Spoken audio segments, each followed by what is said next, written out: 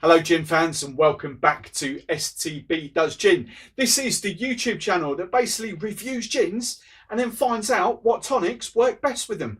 How cool is that? It's a bit of an experiment for me as much as it is trying to solve a problem for you guys. But we are loving this journey so far. I think this is episode number 7. Today we are talking all about Opihr, not Ophir, Opihr. Look, the I and the P and the H around the other way, so it's Opihr. So today's episode is all about that. You can see we've got 12 different tonic waters, well, 11 different tonic waters and something a bit crazy down the end there to sort of try and see what works best with this gin. If you like the sound of that, if you've watched any other of my gin review videos, then I would absolutely love it if you hit that subscribe button. And if you want to go one step further, hit that little bell notification thing as well, because every time I post set a new video to go live, you'll get a little notification in YouTube. So that'll be really cool. My ambition for this is to get sort of 100,000 views, get up to 1,000 subscribers. That'll be awesome. We are very nearly at 200 subscribers. Just about 24,000 views, so we're getting there. But I want to get as many of you watching this as possible, purely because everyone keeps asking me, Steve, what tonic goes with that gin? Half the time I'm taking potluck as well, especially with some of these. I don't know whether some of these work as well, especially the flavoured ones. So this is all about an experiment for me as much as it is for you. So I hope you are loving these videos so far. If you are, hit the subscribe button. That'll be awesome. If not, then just keep searching. That'll be brilliant. I still love you. Thank you for stopping by. But let's crack on, because we want to solve today's problem. What tonic goes with Opihr? So if you don't know too much about Opihr, let me tell you about it. It's quite a new gin on the block. 2013 this got released. Now you might have heard me mention this a bit before in other videos. That is simply because it comes out of the G&J stables. It's one of their own gins. The whole group, I forget what the whole parent group is called, but they've got part of their group is Quintessential Brands, which takes on the marketing and distribution for the gins that G&J distills. So we've mentioned Bloom, we've mentioned Thomas Dakin, we have mentioned Opihr, that's one of their brands. They are also one of the big contract distillers as well. So Pinkster, Brockman's, forget what else we've covered recently. But yes, G&J, one of the biggest distillers in the UK, they are responsible for this really lovely gin. Now it's got its name as a kind of spiced, oriental spice gin. I will tell you why in a minute. Botanical wise, they're quite a quirky, but let's take you on the journey of this gin. So word has it, this gin took its inspiration from the Bible and King Solomon in particular. He apparently, I've read this online, apparently there was a port that he used to love, Ophir I think it's called. Where the link comes from, Ophir and Opihr, I'm not sure, but the I and the H around the other way in the port, so it's Ophir, but the gin is Opihr. So I don't know why that's changed, but anyway, the inspiration comes from that. Apparently it used to be the ancient spice route all the way from Malaysia, Turkey, Morocco, the Mediterranean, Spain, and then up to the UK. It's the route all the ships used to take back in the day. King Solomon used to import gold and silver and spices like sandalwood and things like that. So that's where this gin takes its inspiration from. So let's talk about the botanicals that go into making this gin. Individually, they're not actually that crazy in the grand scheme of things, but collectively, when they all come together, they kind of make a gin reminiscent, when you take a nose of it, kind of reminiscent of your Friday night takeaway, your local curry house. Let's dive a bit deeper into these botanicals and spices. So we start off in Malaysia, where we pick up the cubeb berry, which is a kind of, well, it is a pepper, so kind of the first spice. That's the first botanical we've got. And then we move on to India, where we pick up another 3 botanicals. We've got ginger, we've got cardamom, and we've got black pepper. So we're up to 4 botanicals already. So ginger, cardamom, black pepper, another form of pepper, the cubeb berry. We then move on to Turkey, where we pick up some cumin. Now cumin's quite popular in Turkey. It's one of their big sort of spices as well. So we've got cumin, so that's the 5th botanical now. So then we head to Italy, where, and Venice in particular, so east of Italy. That's where they pick up some juniper. So we've got the Italian juniper again. Whether that actually comes from Venice or not, I'm not sure, because up north there in Tuscany region, that's where I believe the best kind of the best juniper is grown. So whether that's actually Venetian juniper, I'm not sure. But anyway, they pick up the juniper from Venice, and then they move down into Morocco, where they pick up the coriander, which is vitally important to most gins. That's one of the main ingredients in a lot of gins. And then we kind of hit Spain. Now, I'm assuming, I don't really know, I haven't looked at this, but I know there's orange peel in there as well. So I'm assuming that's Seville oranges, because that's the big one for orange in gin. Now, there is, I can't see this listed, but there is rumours that there's also grapefruit peel that goes into this gin as well. Now, I can't find that listed anywhere. It's something I've heard secondhand. I'm not sure. Certainly when you taste it, you get a little bit of grapefruit, but there's nothing actually listed about the grapefruit botanicals. From there, from Spain, we obviously hit the UK. Now that's where, up in the north, Warrington area, that's where G&J are. That's where this gin gets distilled. So we've got 8 botanicals that that I know about. I think there is the 9th with grapefruit, where there's another hidden one as well, because there's no mention of Angelica or Orris, or no kind of oily botanical really to bind it all together. Now, a lot of gins do have that kind of Angelica or Orris in there to bind them together. So no mention of that. So we know that there's 8 botanicals. I think there's a 9th. Whether there's a 10th, I'm not sure. But let's get on and try it. We've got our lovely gin balloon. Have you got your gin balloons yet? Have you been out and bought them? If not, I've got affiliate links in the show notes. These are actually really nice. They're quite indestructible. They're a bit toughened. I use them because I go out in events quite a lot. These cost me just over £1. I think about £1.20, £1.30. Something like £9 for a box of 6. That's what they cost me, including VAT. I'll drop links to them. But you all need gin balloons as well. Now, the other thing is, have you got your large ice cube tray? I keep banging on about these. I'm in love with this ice cube tray. Big 5cm ice cubes. Smash. How's that? Cool, we nearly had a spillage in. But lovely, great big ice cubes. That's what you want in your gin balloons, these things. You only need 2 of those if you're making gin and tonics. Brilliant. Right, let's get on and taste and smell this gin. So pouring a little bit in there. Give it a little swirl. No, I haven't even got that. I've got that there, and I straight away get the massive smell of juniper. That really, really hits me straight out there, and that's not even come up to my nose. But as we get closer, that's where you can kind of smell the grapefruit coming in, because I do get a lot of spice, but I get a very big kind of citrus hit coming through.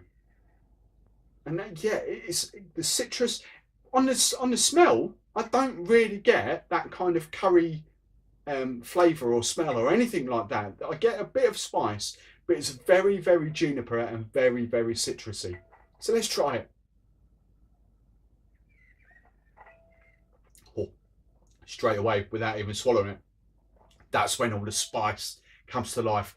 Big hits of ginger coming through there. Big hits of pepper as well.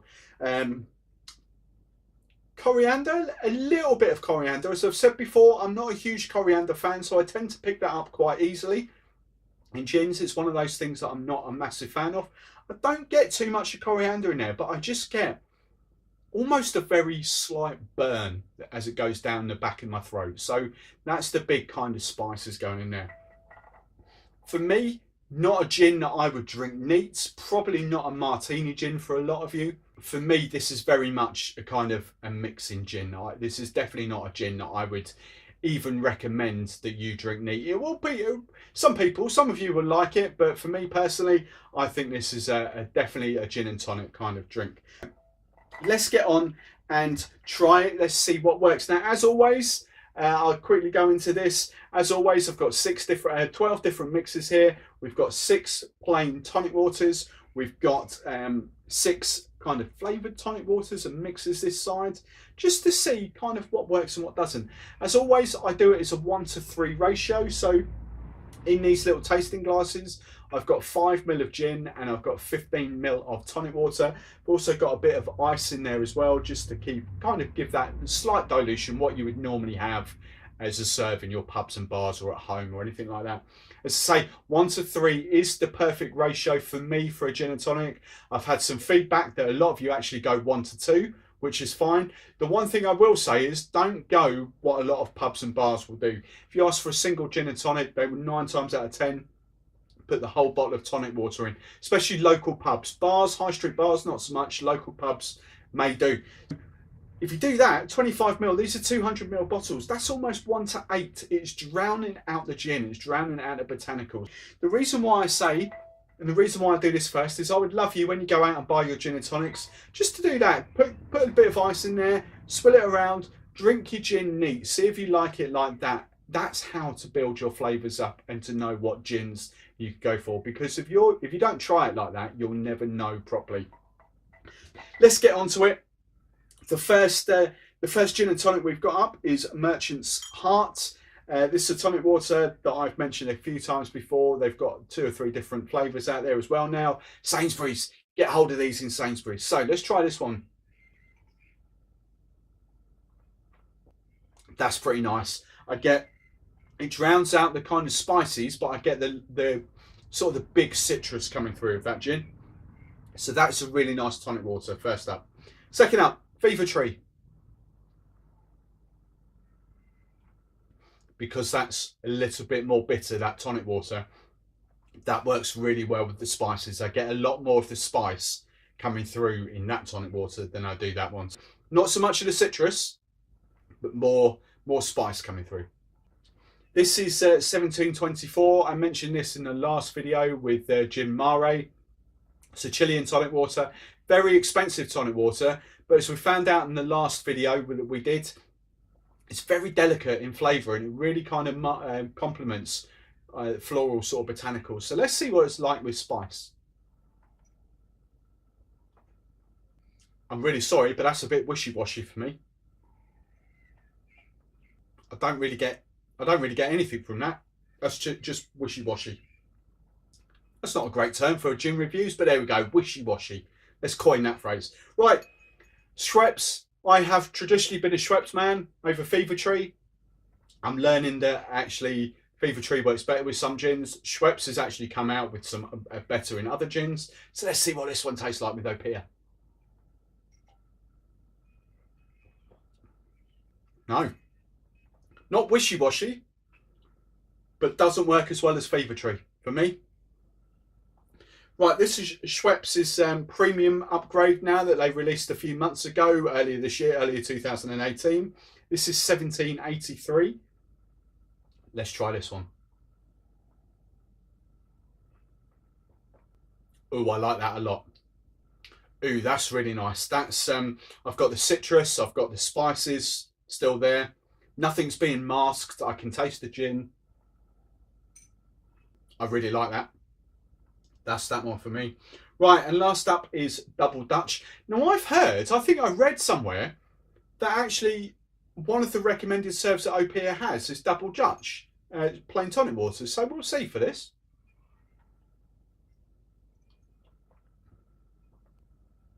Not sure about that. For me, I definitely prefer Schweppes 1783 over the Double Dutch. I do get a little bit of the citrus coming through, but as an all-round gin and tonic, I really like that combination. I think for me, that works exceptionally well.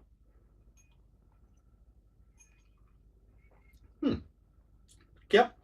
And if you can't get hold of that, I'd definitely go Fever Tree. That would be my second choice. I wouldn't recommend the other 4 there. So those 2. First place, definitely that's my recommended for that. And then second, Fever Tree. Right, let's get on to the flavours. First up, I'd forgotten about this. We were talking about this the other day. I never even use it. I've got a case sitting right down there in front of me. I never use it. I forget to take it out. So I need to find out what gins actually work really well with the aromatic. If you don't know what that is, it's kind of Fever Tree with Angostura bitters in there. It's not Angostura bitters. They have their own Angostura bark, but that's essentially what it is. Pink gin. let's try this. Ooh, that's a great drink. That's a really nice drink. The Angostura, you can taste the Angostura coming up against the spice. That's a really nice drink. Ooh, I think I prefer that over plain tonic water, actually. Right, we like that. This one is the grapefruit and rosemary, the London Essence. So let's just see what that's like.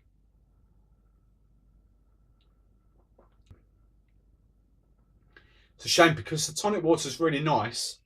It's just really overpowering. It's not like grapefruit juice or anything like that, but the flavours are too bold to complement the gin for me. It's a really nice finished drink, but as a gin and tonic, no, wouldn't recommend that. Right, Peter Spanton Cardamom Tonic Water.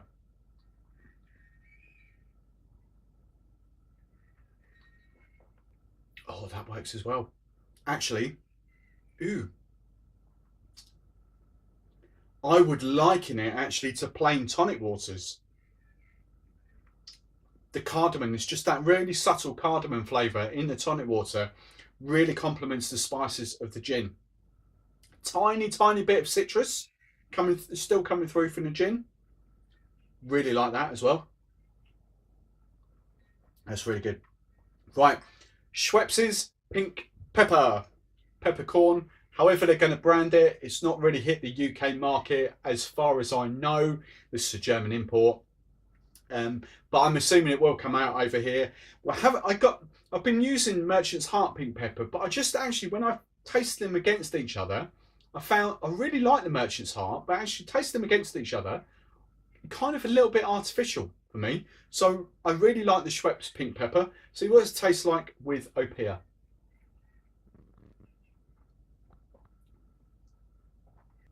That's really nice. It kind of complements really well with the pepper in that gin.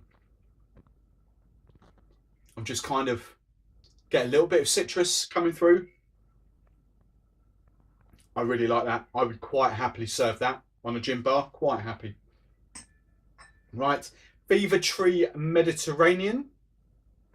That just works with so many different gins. Such a versatile tonic water, really nice. Right, let's try it.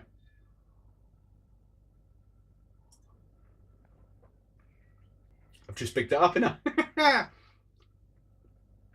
It's all right. Personally, I prefer the aromatic tonic water. I think that does a lot more for that gin than the Mediterranean. Yep, I'm going to stick with that one. Right, last up. I threw this in there because I did actually see this a few months ago. Never had, not the opportunity, I was going to say something naughty then. I've never tried it with out in the bar, out in an event to actually see whether it will work. But I have seen this on Instagram feeds and on Facebook social media. This is Fentiman's Rose Lemonade. This could be quite interesting. I'm a big Turkish Delight fan. No. Right. That was actually quite interesting. For me, my out and out recommended serve is Fever Tree Aromatic Tonic Water. Out and out. If I had to go second place, actually, it'll be a close one between those two for second. Fever Tree, yeah. If you're going to go Fever Tree, definitely go for the aromatic one over that one. But that's they're tied for second place for me. So my recommended serve with Opihr is the Fever Tree Aromatic Tonic Water, and then joint kind of second. This is Schweppes 1783, their premium tonic water, and then Peter Spanton Cardamom Tonic Water. Available on Ocado. I will drop affiliate links into the show notes so you can just click and go and buy and make it really easy for yourself. Hope you enjoyed that one. that was Opihr. If you're really loving these videos, go and check the others out now. We're up to 7, 8, I forget which number this is now. Lots of other gins to come. Hendrick's will be up soon. We've got the Seedlip non-alcoholic gins to review as well, and then lots of other gins. So if you've got a gin that you love and want me to try it out, please please let me know. Hit me up in the comments underneath this video on YouTube. That'll be superb. Drop me a message, whatever. Connect with me on Facebook, connect with me on Instagram. Just search Steve the Barman. As I mentioned at the top, I would love it if you subscribe to this YouTube channel. Just help me spread this message. It's not being monetized or anything like that. I don't want your money. I just want to help people work out what tonic water goes with what gin. I've been Steve the Barman. I will catch you next time on STB Does Gin.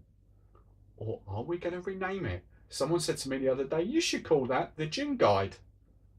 Kind of like that. We shall see. For the moment, it's STB Does Gin. See you next time.